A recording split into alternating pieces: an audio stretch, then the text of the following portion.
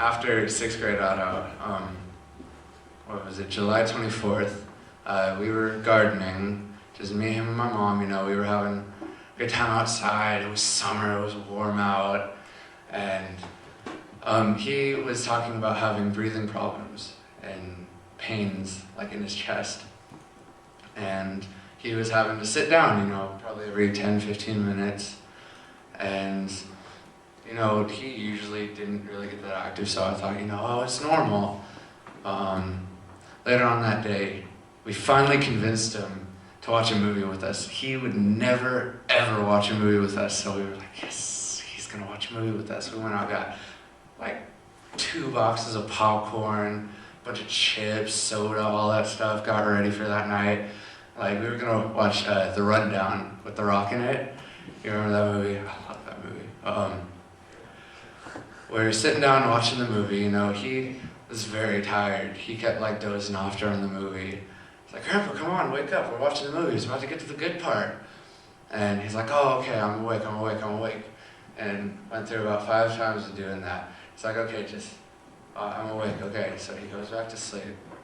And I open him again, because it's getting to a really good part. I'm really excited. And nothing. So I nudge him again, but a little bit harder. Nothing. Grandpa, come on, let's get to the good part.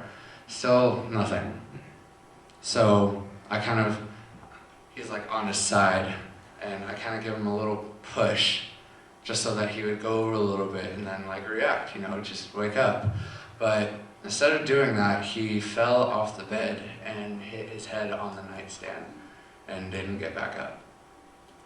And my mom freaked out immediately. She was yelling for Grandma to call 911. Didn't know what was going on. I thought that I really hurt him. But my mom was like, oh, go to the neighbor's house, go get help. It's like, okay, so I run next door. I'm banging on the door, crying, everything. And the lady opens the door and she's like, what's wrong? Why are you crying? And she's like, I don't know, something happened to Grandpa and we need help. And then you could hear it in the back of the house, her husband saying, can you tell that damn kid to go back home? It's 5 o'clock in the morning and some people have to work for a living. So I just was so mad, sad at the same time. I ran home.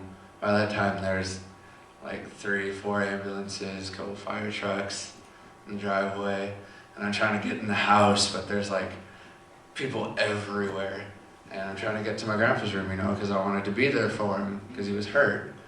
And I could hear on the way down the hallway, about to go into me and my grandpa's room, my mom was trying to tell me not to go in there, but I wasn't paying attention. And I go in, and they are trying to wake my grandpa up, and he had a deep purple face, like it was horrible, and his eyes were so white you couldn't even tell that he had pupils. And I just kind of stood there. I was like, what's wrong?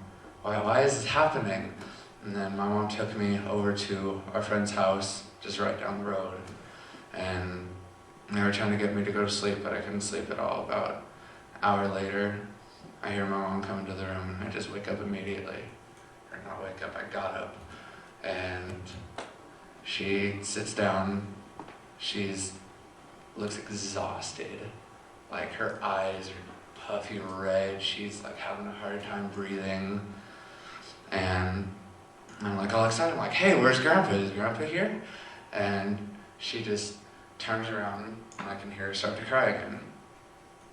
And I was like, what's wrong? And where's Grandpa?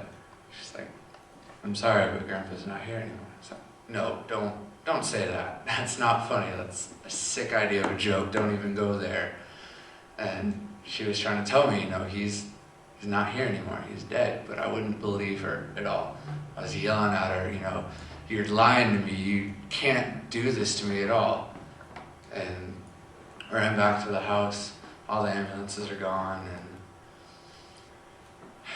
I go in there and my grandma's crying. There's one of the firemen comforting her, and go to the back room, and there's my grandpa just laying there, just pale, lifeless, she's just dead. And I felt horrible because I thought that I killed my grandpa. And the forensic scientist guy, whatever you call him, was telling me, it wasn't you, it was caused by smoking, something like that. And no matter how much he tried to convince me that it wasn't me, I always thought it was me. That whole summer I thought it was me. So later on that year, 7th grade, we had to move to Tacoma because we couldn't afford to stay in our house. And so we moved to Tacoma, and I had no friends again. Didn't know what to do, knew nobody, didn't have anybody to go to because I wasn't with my grandma or my grandpa anymore. Mom was living with grandma in Arlington. And so I decided that maybe dating would help me. So I would date girls on and off, didn't even care if I was hurting them or not. I was just more focused on making sure that I was all right. So one day in 8th grade, I met this girl, Kara, and she was just perfect for me. I thought, we were everything that I wanted. She said that she loved me, I loved her back, and we dated for about 6 months. But one day before midwinter break, she wanted me to come over to her house for the weekend so that we could spend some time together. I thought her parents were going to be there. So I lied to my parents that I was going to my friend's house, but I went there. And then I get there, and her parents aren't there. It's like, oh, where are your parents? She says, you don't have to worry about that, it's just me and you. And so later that night, we're in her bed, and she decides, hey, why don't we have sex? So we were about ready to, do it and stuff, whatever. And I heard this voice in my head telling me, you can't do this. If you do this, you're making the biggest mistake of your life. So I didn't even think about it. I just pushed her off of me, told her I couldn't do it, got my stuff and went home. And I was wondering for weeks, why did that happen? I don't know why. But about 2-3 weeks later, my friend Katrina asked me if I wanted to go to youth group with her. And I didn't really have a bad or a good view on church at the time. I've had a bad past with the church, but that was back then. So I was like, okay, why not? I'll go. So I went there, and immediately, as soon as I walked in there, I felt welcome. It was the greatest feeling ever. I felt like I was home, kind of. I belonged there. And I met the youth pastor there. His name is Bill. And imagine, kind of short, chubby guy, beard, white hair, kind of looks like Santa Claus, but he acts like a 5-year-old. He is so funny. But he was talking to me for a while about, why I moved and stuff, and he's like, you know what? I see a lot of potential in you. I know you're not Christian, but I see that you're going to make a change in this world, that you're a true-born leader. You're going to do something in life that is going to be so great, I can tell. And I had never heard anyone say that they thought that I was worth something before. I always thought, I wasn't worth anything. I wasn't worth anybody's time. So that first night at youth group after I talked to him, I accepted Jesus Christ as my Lord and Savior.